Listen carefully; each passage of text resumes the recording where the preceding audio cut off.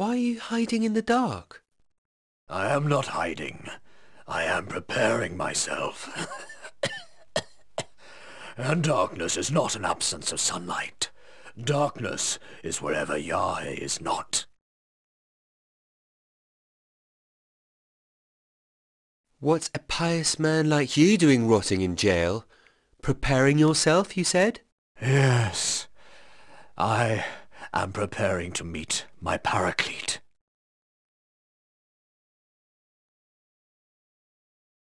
Whoever that may be, I hope he can get us out of here.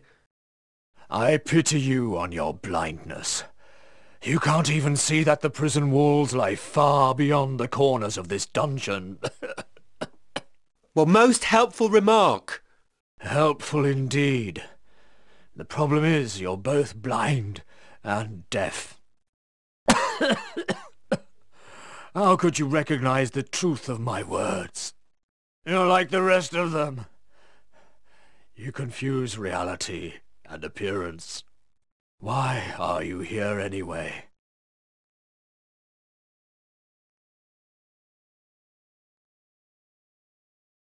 Can you believe that I'm in jail just for trying to please my father? Somehow I can.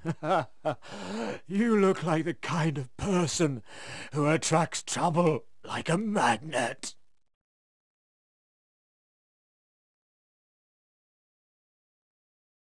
I have to give a manuscript to someone in Toulouse. Who are you looking for?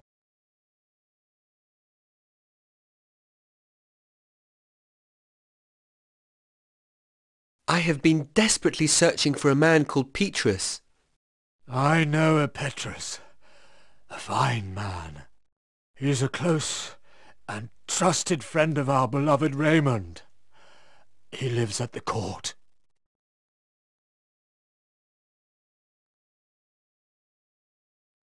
It seems the abbot can't find it in his heart to help me. The abbot lost any heart he may once have had a long time ago.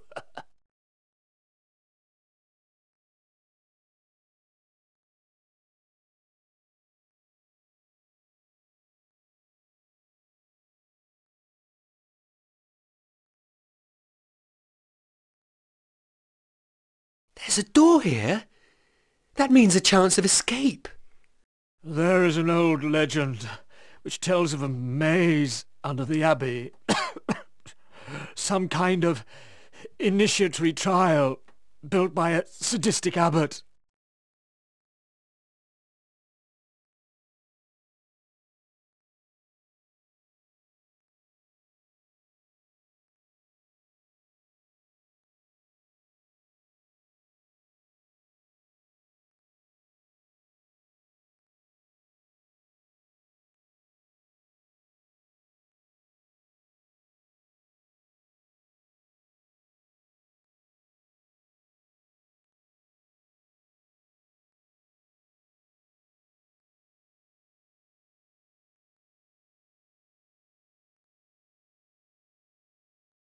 I don't understand this inscription.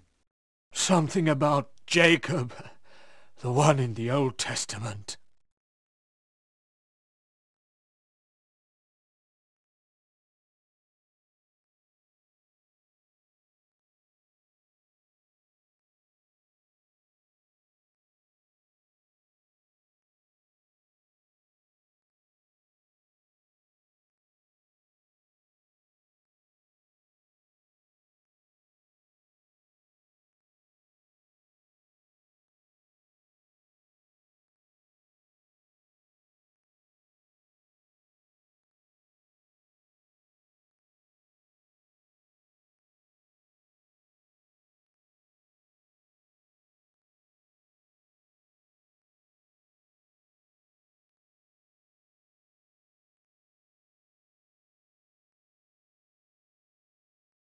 There are words engraved on these.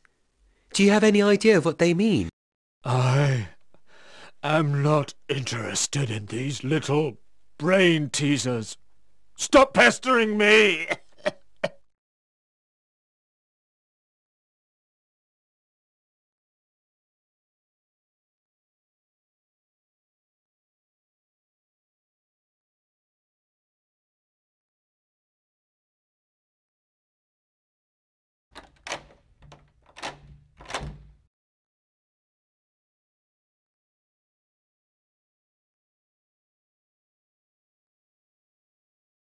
See? You were too pessimistic. This is our chance. Sir? Sir? Too late.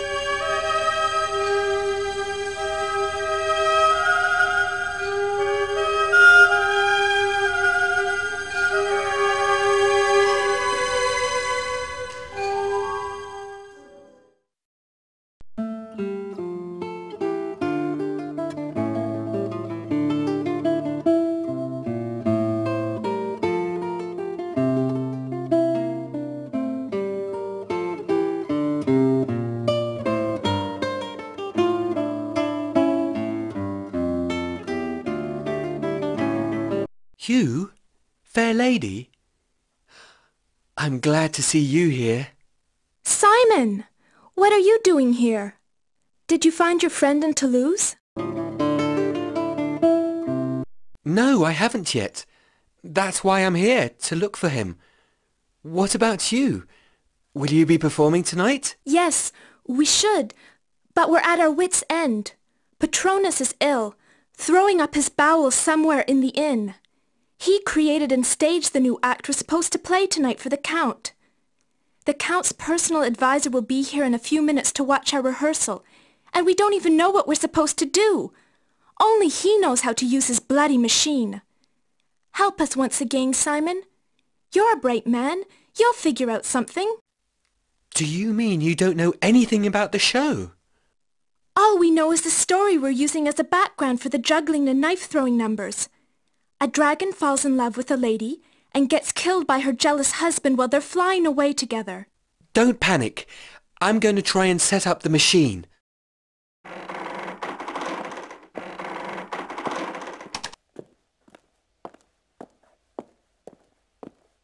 Good evening, travellers. So let me see what performance you have for us tonight. For sure, noble lord. Could you wait a few seconds? I'm nearly done putting the set together. It shouldn't take long.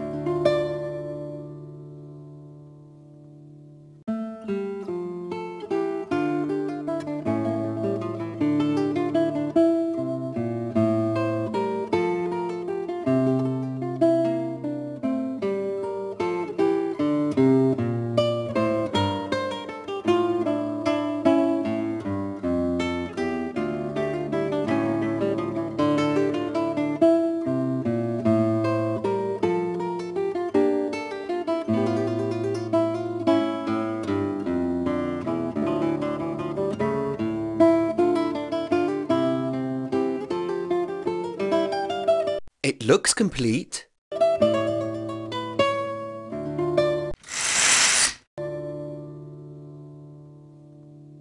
Don't try to pass, if you don't mean to pass away.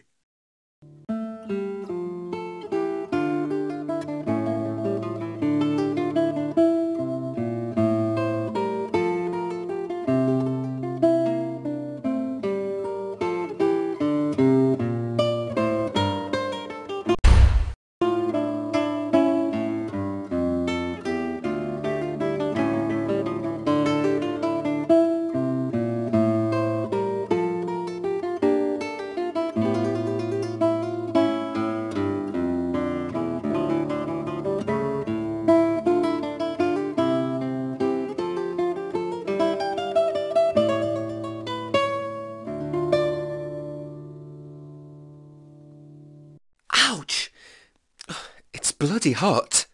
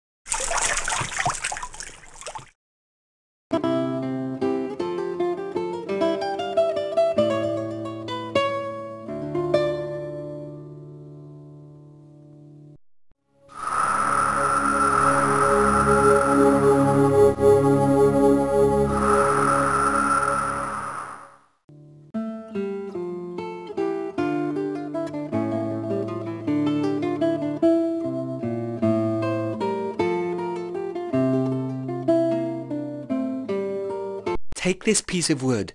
It will be the dragon's heart.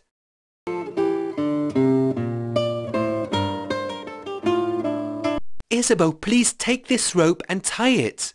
Where to? To these rings.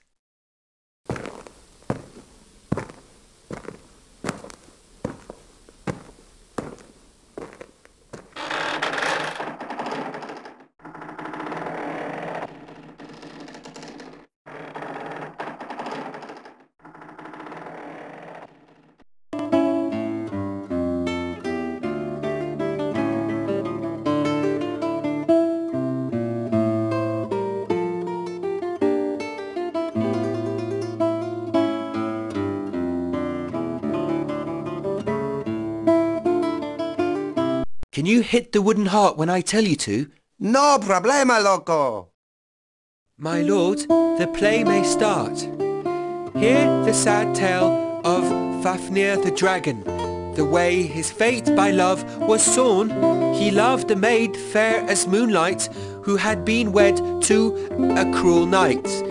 The maid soon heard about the tale. She was moved and her heart went frail. As soon as she saw the winged prince, she forgot her cruel husband since her heart knew to have found its place. By this sire of the strangest race, they flew away, riding the air, over the castle to the lair. But the fierce knight saw them fly, and threw a spear, strong and high, into the dragon's heart it went. Down to the ground both lovers went. This was the story of poor Fafnir, a dragon who died without a tear. For in death he had found the prize of a love big enough for his size.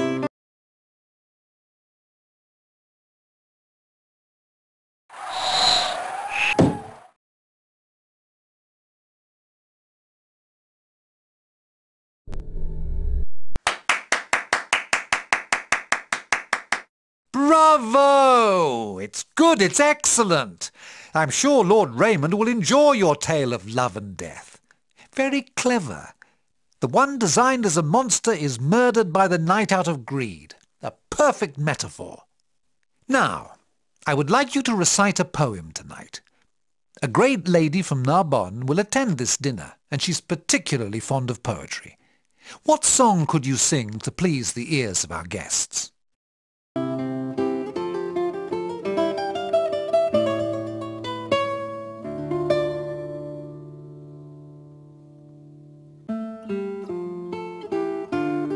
When days are long in the month of May, I love to hear the song of faraway birds.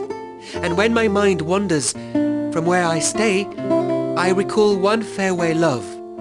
Filled with desire I roam, anxious and dreamy, so that no song or May blossom could delight me more than chilly winter does. Never love shall I enjoy if I never enjoy this faraway love. For I do not know any lady nobler or better than her in any place close or distant. So pure and perfect is her virtue that in the land of Saracens I would gladly be a prisoner for the sake of her. Utterly delightful. Young man, you are a gallant soul. You and your troupe are welcome to perform tonight. You even deserve a special reward. What could I do for you, lad?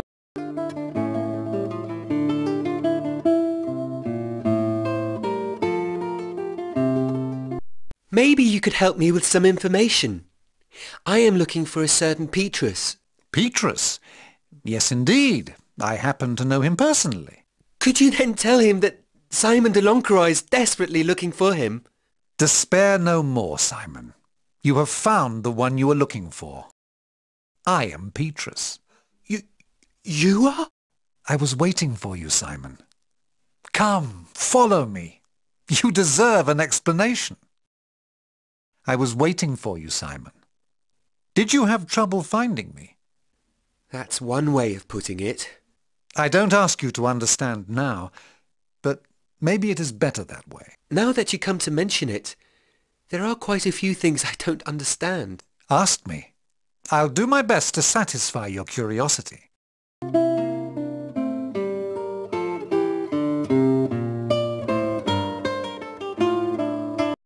I nearly got killed because of a few pages covered with unreadable words. My father taught me the importance of words, but he never told me they were worth dying for. Words are not worth dying for, but sometimes they convey an idea that is. This manuscript represents the last chance for the tradition to accomplish your father's life work.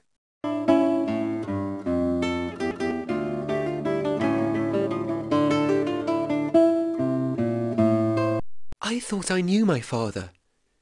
I saw him as a kind of eccentric erudite with a special taste for secrecy. Apparently I missed a lot. Or rather, he didn't care to tell me too much. Your father cared a lot for you, and you're not that wrong with your description.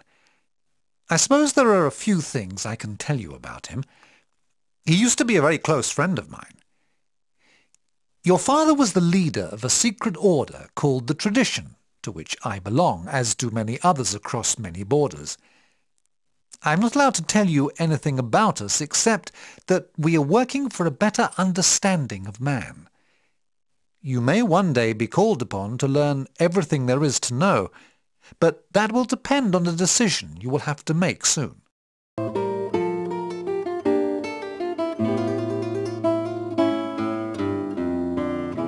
What is the problem between Raymond and Innocent? The Cathars, of course. Innocent has contained his wrath for a long time because Raymond comes from a long lineage of champions of the Church. His ancestors were among the first to answer Boniface's call to the Crusades. Unfortunately, Innocent has now decided that this heresy must perish in fire. Raymond has protected them in silence for too long. The main problem for Innocent is to persuade Philippe to march against the south. I'm afraid that it won't be too long before he succeeds.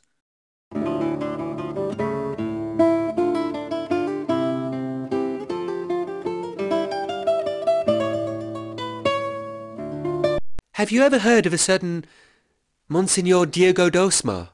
Yes, why? Because he's been sent to question a certain Mark. Who is he anyway? Is he the same tall guy that used to visit us from time to time at the farm? Probably. Mark is a valorous Templar. I haven't seen him since he left for the Crusades. I thought he was dead until now. What makes you think otherwise? Your presence. He was given the task of bringing back the manuscript. Evidently he delivered it to your father. I can only wonder where he is now. On that point I can teach you something. He is being held prisoner in his own castle, somewhere in Aragon. May God protect him. Your father was the leader of a secret order called the Tradition, to which I belong, as do many others across many borders. This manuscript represents the last chance for the Tradition to accomplish your father's life work.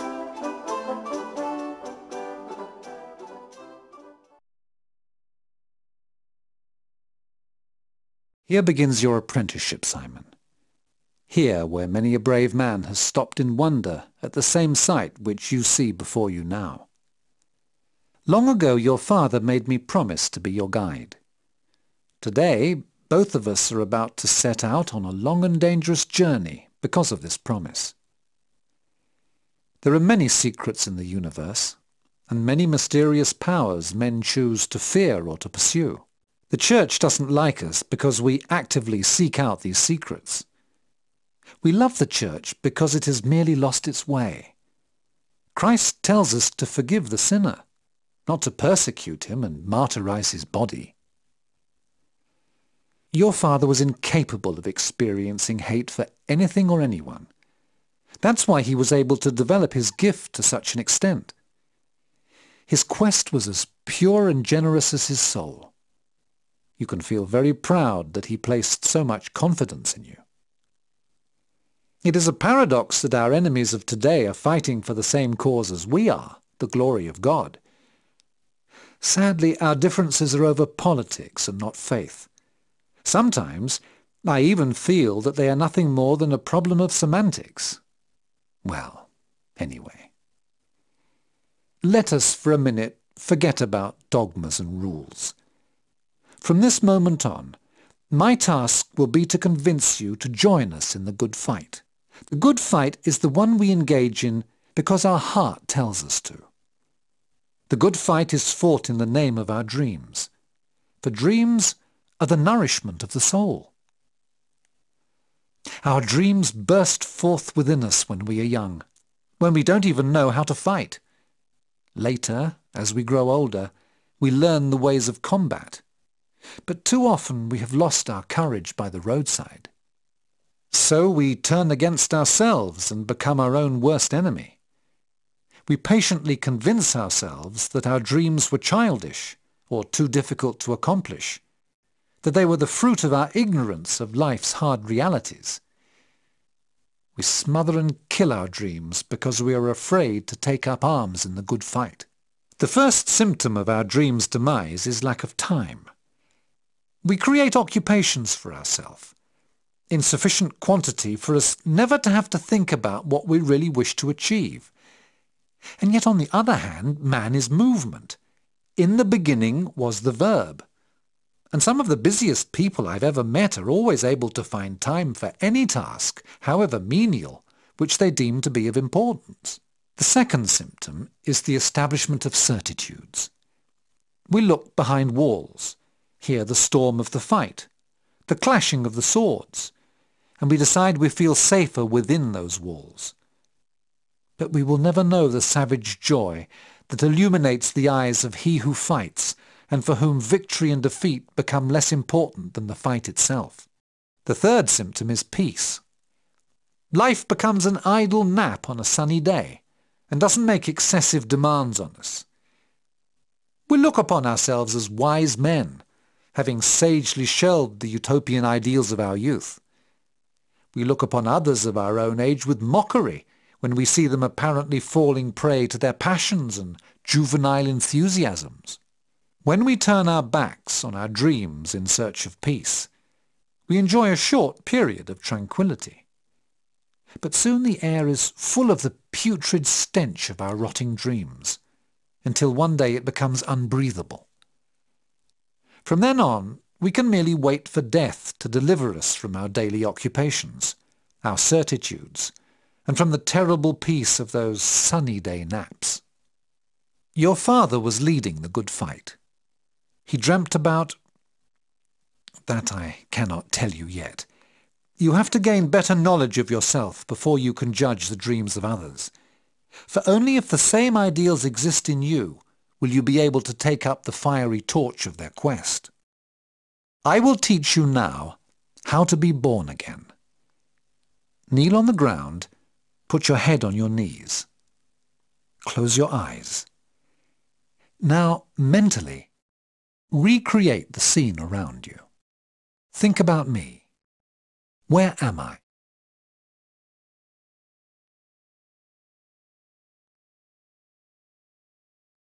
Good. Where is the cross? Where is the rock? Yes. Where are you? Good. The scene is complete. You are but a seed in the tranquility of the earth. Lift an arm. Good. The time has come for you to fight for your space. You are a young tree that wants to grow up full of sap and full of dreams. You have to make some sacrifices. What will you use your sap for? To dream or to grow?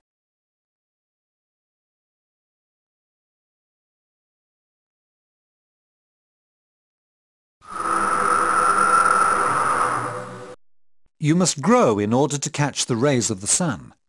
So far you have been keeping yourself quite occupied with the simple process of growing, but you are still frail.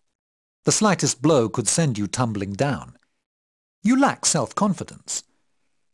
What good can your shyness be to your dreams? If you stop growing now, you'll be blown away in the first spring storm, and none of your dreams will have been accomplished. What will you use your sap for now?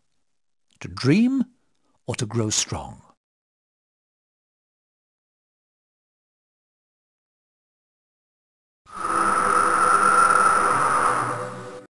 Congratulations! Now you are a tree. You can enjoy the peace you've deserved. All these efforts have tired you out, haven't they? You can rest. The sun warms you. The wind can't hurt you. Ask for peace. Come on, demand it as your right.